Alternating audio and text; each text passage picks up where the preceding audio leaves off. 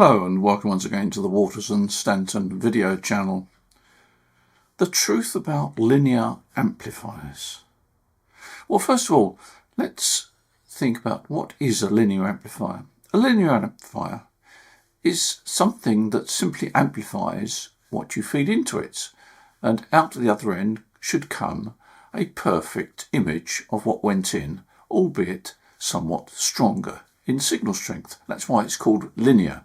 So you always need a linear amplifier if you're going to amplify SSB signals. Most linear amplifiers are linear by virtue of their title, and so they're ideal for SSB. A linear amplifier can be quite expensive. If you're buying new, it's going to be over £2,000. I'm not sure what that would be in dollars because there's not a straight relationship between prices in the UK and in the USA, for example. But in the UK, you're going to have to spend over £2,000 for an amplifier if you're buying new. Obviously, second-hand, you can save some money. Most amplifiers will have a built-in AC power supply, but they're quite bulky and they're also quite heavy, so it's quite a lump. So it's quite an investment for you to consider. So we need to consider the truth about linear amplifiers. Well, amplifiers come in different power levels. Typically, an amplifier will give you an output of around about 500 watts up to about 1000 watts. The more expensive amplifiers tend to have the higher power outputs, but typically 500 to 1000 watts is what you'll get out. So what do you need to put into that amplifier to get that sort of power level out? Well, again, it varies.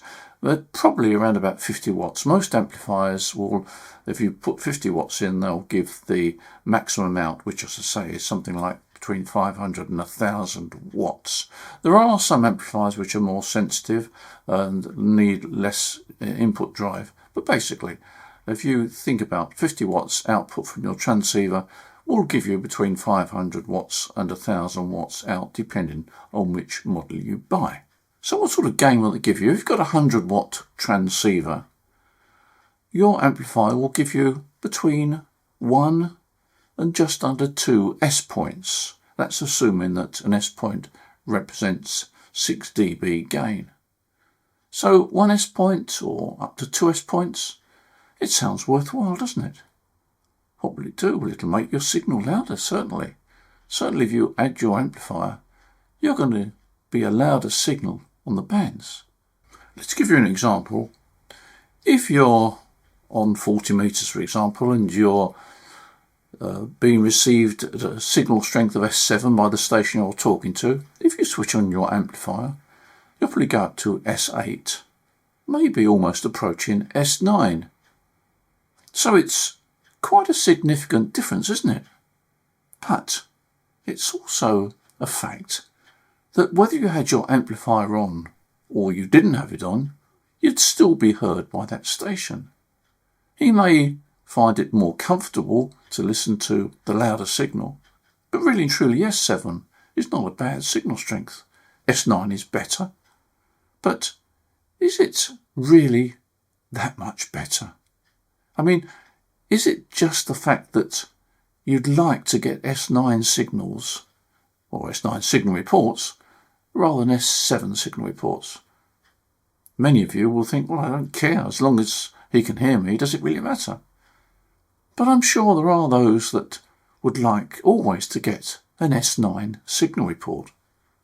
But you know, it's a rather sobering thought that if there weren't any linear amplifiers, if everybody was running 100 watts, probably everybody would still be able to work everybody. There would be the occasion, of course, where signals are marginal and the amplifier would help.